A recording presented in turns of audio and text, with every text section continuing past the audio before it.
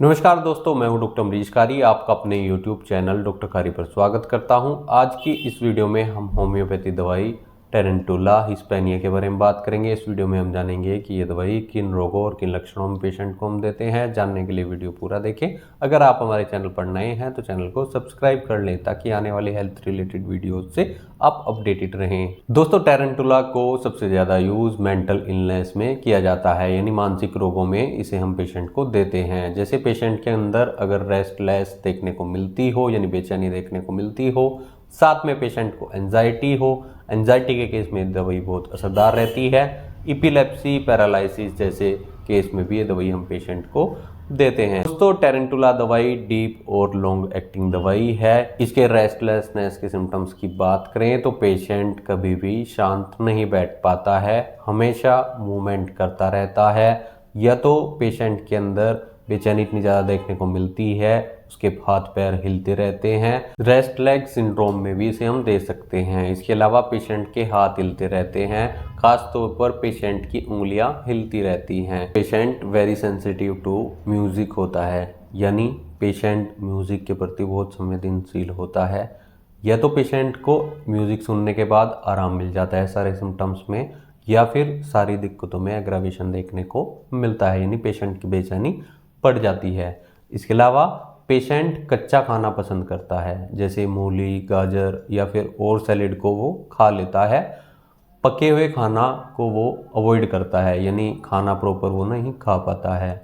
और साथ में पेशेंट को ठंडे पानी की प्यास बहुत ज़्यादा देखने को मिलती है। दोस्तों, पेशेंट के अंदर सेक्सुअल डिज़ायर बहुत ज़्यादा होती है, इतनी ज़्यादा होती है कि कई बार वो पागलपन जैसी हरकतें करता रहता है। इसके अलावा पेशेंट के माइंड सिम्टम्स की बात करें तो पेशेंट के माइंड और बॉडी में दोनों में एंजाइटी देखने को मिलती है। कार्डियक एंजाइटी पेशेंट के अंदर देखने को मिलती है। इसके अलावा एंजाइटी कहीं भी हो सकती है, लिम्स में भी हो सकती है, यानी पेशेंट हाथों पैरों को हिलाता रहता है। स्टमक में भी हो सकती है, जिसके कारण पेशेंट के पेट में दर्द या पेट खराब हो जाता है, या फिर पूरी बॉडी में पेशेंट को एंजाइटी देखने को मिलती है। पेशेंट की और डिज़ायर की बात की जाए तो पेशेंट कूदना पसंद करता है, डांस करना पसंद करता है। पेशेंट चुपचाप नहीं बैठ पाता है, इवन पेशेंट डांस भी बहुत अच्छा करता है, और पेशेंट के अंदर कोई शेम नहीं होती है, कोई शर्म नहीं होती है, वो कहीं भी कभी भी डांस करने लग जाता है। और सिम्टम्स की बात करें तो पेशेंट को कन्वल्जन्स में जर्किंग और ट्रेमलिंग देखने को मिलते हैं, यानी पेशेंट के शरीर में झटके लगते हैं।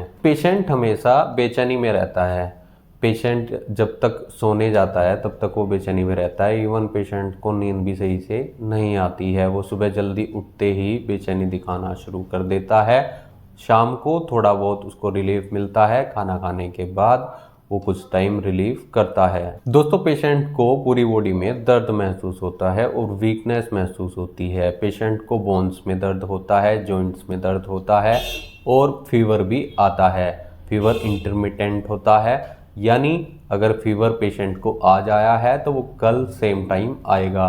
ऐसी कंडीशन में पेशेंट की हालत ऐसी हो जाती है कि कई बार अगर उसको फीवर भी नहीं आता है तब भी पेशेंट बोलता रहता है कि मैं फीवर में हूँ, यानी मुझे बुखार है। एग्रावेशन की बात करें, यानी रोग में वृद्धि कब होती है, परेशानी कब ज़्यादा होती है। ठंडी हवा लगने से या ठंड से पेशेंट को बेचैनी बढ़ती है, और जब पेशेंट खुली हवा में जाता है, नॉर्मल हवा में जाता है, तो उसको आराम मिलता है। तो पेशेंट को ठंड बहुत ज़्यादा लगती है। इसके अलावा पेशेंट को बुखार में पसीना नहीं आता है, साथ में सिर दर्द देखने को मिल सकता है, और हमेशा बेचैनी देखने को मिलती है। पेशेंट बुखार में बोलता है कि मुझे जोड़ों में दर्द हुआ है, और साथ में वीकनेस भी देखने को मिलती है। पूरी बॉडी में पेशेंट बोलता है कि मुझे बर्निंग हुई है, यानी जलन हो रही है। ऐसे केस में ये दवाई बहुत असरदार रहती है। पेशेंट बहुत इरिटेबल होता है, और अगर जलन की बात की जाए तो पेशेंट को हाथों पैरों में ज़्यादा जलन देखने को मिलती है।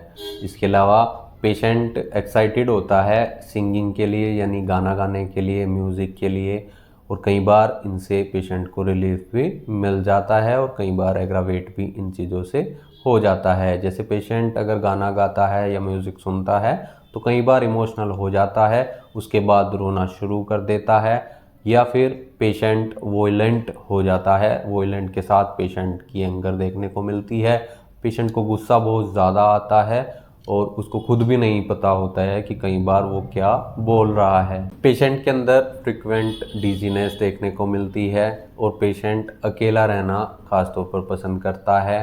अंधेरे कमरे में मतलब डार्क रूम में पेशेंट जाना पसंद करता है, उसको वहीं नींद आती है और पेशेंट की नींद की समस्या भी रहती है, रात को सही से नहीं सो पाता है, हमेशा बेचैनी देखने को मिलती है, बार बार झटके लगते हैं और आँख खुलती रहती है।